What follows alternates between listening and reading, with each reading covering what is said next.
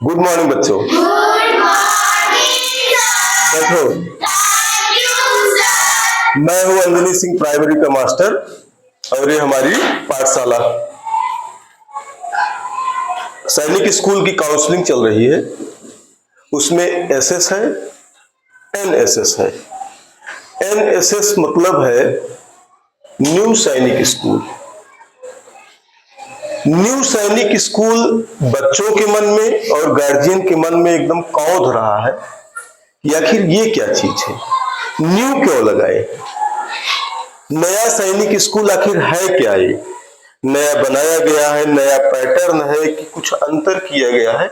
इन चीजों पर हम बारीकी से जानेंगे। पहले हम तुलना नहीं करेंगे, पहले समझेंगे कि न्यू सैनिक स्कूल आखिर है क्या। हमारी डिफेंस मिनिस्ट्री है, रक्षा मंत्रालय। रक्षा मंत्री कौन है? राजनाथ सिंह। रक्षा मंत्रालय है, उसके अधीन एक सोसाइटी है जो स्कूलों पर नियंत्रण रखती है, स्कूलों को चलवाती है। क्या पाठ्यक्रम होगा, क्या पैटर्न होगा, क्या रूल रेगुलेशन होगा, उस सोसाइटी का नाम है सैनिक स्कूल सोसाइटी। सैनिक सोसाइटी।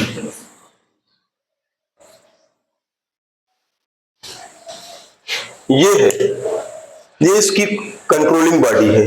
सैनिक स्कूल सोसाइटी के नियंत्रण में जो एसएस आप देख रहे हो, एसएस मीन्स सैनिक स्कूल,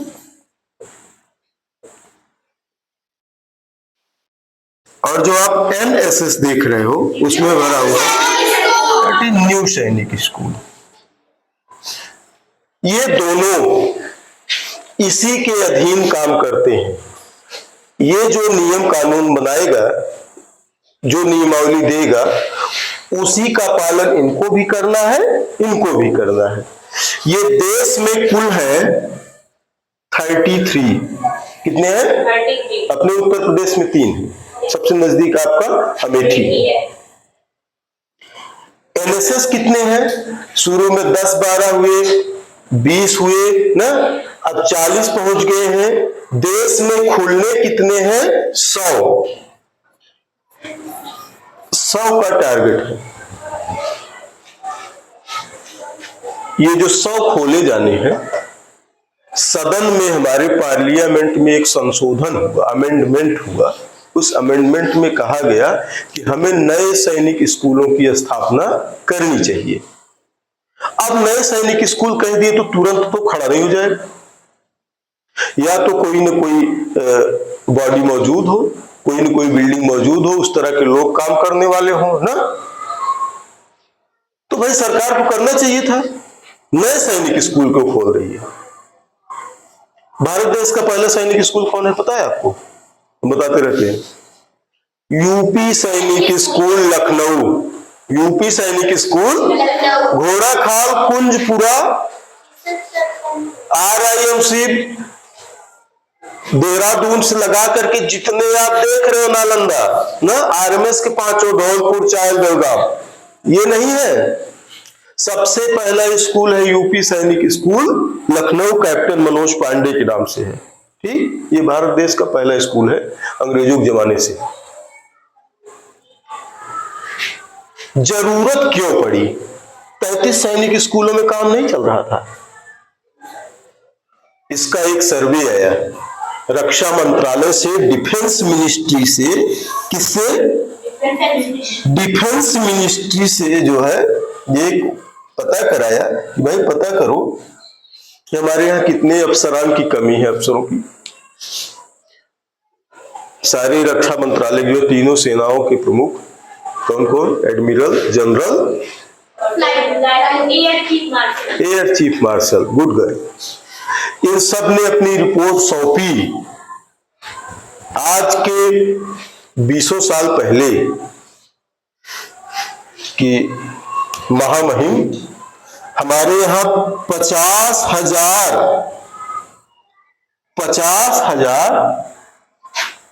ऑफिसर कमीशन्ड ऑफिसर, कौन? कमीशन्ड ऑफिसर, सूबेदार, हवलदार, ये सब कमीशन्ड ऑफिसर नहीं है। 50,000 अफसर सेना के, इनकी कमी है। थल सेना का जो कमीशन्ड ऑफिसर पहला होता है, सबसे छोटा पद क्या है? लेफ्टिनेंट। जल सेना का, वायुसेना का, तो बेटा यहीं से प्रमोट होकर के वो जनरल तक, एयर चीफ मार्शल तक, एडमिरल तक जाते हैं। तो 50,000 अफसरों की कमी है। कितनी? 50,000 अफसरों की कमी। अब बेटा अचानक से आप ये सारी चीजें नहीं कर सकते, इसलिए एनएसएस क्या किया गया, सरकार ने कहा कि भाई जो स्कूल, बहुत प्रतिष्ठित स्कूल, रेप्यूटेड स्कूल जो चल रहे हो, जिनके पास पहले से बिल्डिंग मौजूद हो, संसाधन मौजूद हो ना, उनके पास स्टाफ मौजूद हो, उनको आप ये जो है काम सौंपिए, उनको आप ये काम सौंपिए। तो गवर्नमेंट के साथ पार्टनरशिप मोड पर, किस मोड पर? पार्टनरशिप मोड पर ये स्कूल खोले गए।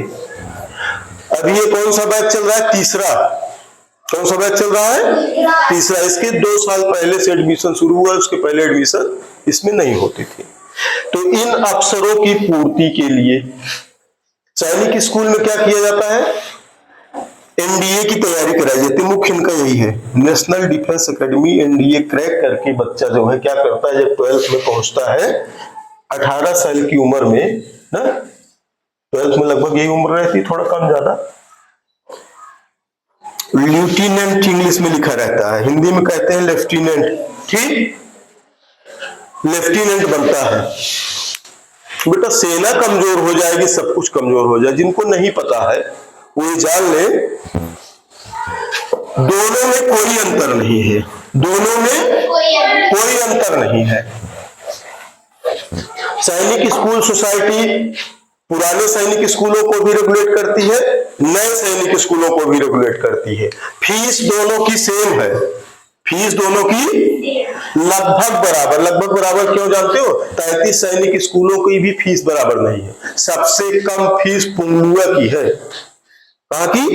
पुंगलुआ स्कूल है, वहां की कम है, 1,40,000 के आसपास है, ठीक। और इस दोनों की फीस सेम है, एसएस और एनएसएस की। सीबीएसई बोर्ड की पढ़ाई होती है एसएस में भी, एनएसएस में किस बोर्ड की पढ़ाई होती है? सीबीएसई बोर्ड की पढ़ाई होती है। पूरे देश में नियम समान है। क्या समान है? नियम समान। बच्चा कितने बजे उठेगा, कितने बजे खाएगा, कितने बजे पढ़ेगा, 10 बजे पूरे देश के सभी सैनिक स्कूलों में लाइट ऑफ होती है।